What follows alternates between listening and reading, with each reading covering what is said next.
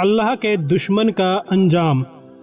ایک دن اللہ کا دشمن ابو جہل کا گزر ایک ہجوم کے پاس سے ہوا، جہاں لوگ کافی تعداد میں ایک پتلی پنڈلی والے ضعیف اور کمزور آدمی کے ارد گرد جمع تھے۔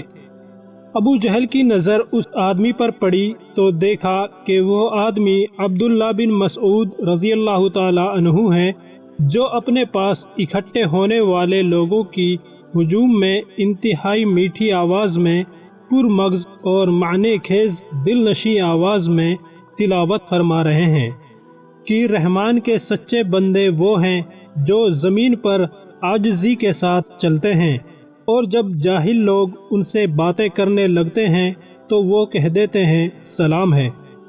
یہ دیکھتے ہی دشمن اسلام ابو جہل کے تن بدن میں آگ سی لگ گئی۔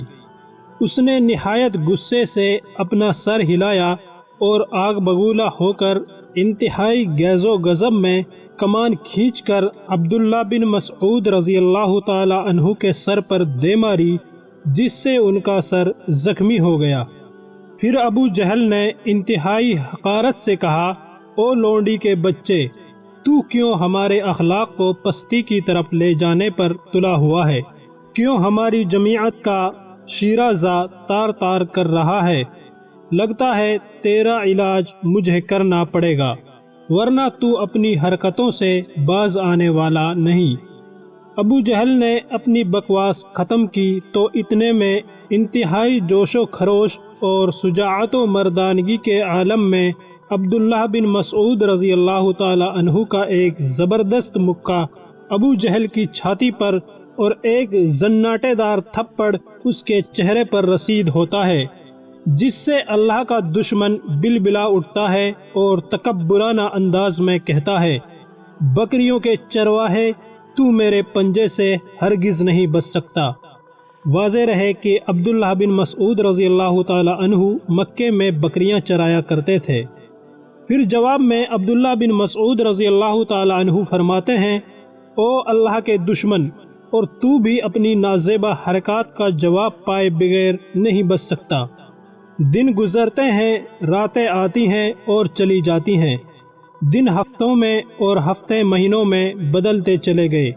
اس مدت میں ابو جہل کو اپنا مقابل حضرت عبداللہ بن مسعود رضی اللہ تعالی عنہ کہیں نظر نہیں آتے، کیونکہ وہ زناٹے دار تھپڑ سے اپنے چہرے پر پڑی ہوئی سرخی کو مٹانے کے لیے بدلے کی تلاش میں سرگرداں پھر رہا ہوتا ہے۔ لیکن اس کی ملاقات اپنے مقابل سے اس وقت ہوتی ہے جب بدر کے میدان جنگ میں لشکر اسلامی کے جرار سپاہیوں کی تلواروں کی جھنکار سے اسلام کے دشمنوں کے پاؤں اکھڑتے نظر آ رہے ہیں۔ اس دن عبداللہ بن مسعود رضی اللہ تعالی عنہ بدر کے قتل ہوئے لوگوں کے پاس سے گزرتے ہیں۔ سامنے ابو جہل کا دھڑ نظر آ رہا ہے، جو زندگی کی آخری سانسیں لے رہا ہے۔ عبداللہ بن مسعود رضی اللہ تعالی عنہ اس دشمن خدا کی طرف لپکتے ہیں، اور انہوں نے اس کی گردن پر پاؤں رکھا اور سر کاٹنے کے لیے داڑھی پکڑی اور کہا، او اللہ کے دشمن، آخر کار اللہ تعالیٰ نے تجھے رسوا کر دیا نا۔ ابو جہل نے کہا، کاہے کو رسوا کیا؟ جس شخص کو تم لوگوں نے قتل کیا ہے اس سے بلند پایا آدمی عرب کی سرزمین پر پایا ہی نہیں جاتا۔ پھر آگے کہا، کاش مجھے کسانوں کے بجائے کسی اور نے قتل کیا ہوتا۔ اس کے بعد پوچھنے لگا، مجھے بتاؤ آج فتح کس کی ہوگی؟ حضرت عبداللہ بن مسعود رضی اللہ تعالی عنہ نے فرمایا، یقیناً اللہ اور اس کے رسول کی ہوگی۔ اس کے بعد وہ حضرت عبداللہ بن مسعود رضی اللہ تعالی عنہ سے، جو اس کی گردن پر پاؤں رکھ چکے تھے، کہنے لگا، او بکری کے چرواہے، تو بڑی اونچی اور مشکل جگہ پر چڑھ گیا ہے۔ اس گفتگو کے بعد حضرت عبداللہ بن مسعود رضی اللہ تعالی عنہ نے اس کا سر کاٹ لیا اور رسول اللہ صلی اللہ علیہ وسلم کی خدمت میں حاضر کرتے ہوئے عرض کیا، یا رسول اللہ، یہ رہا اللہ کے دشمن ابو جہل کا سر۔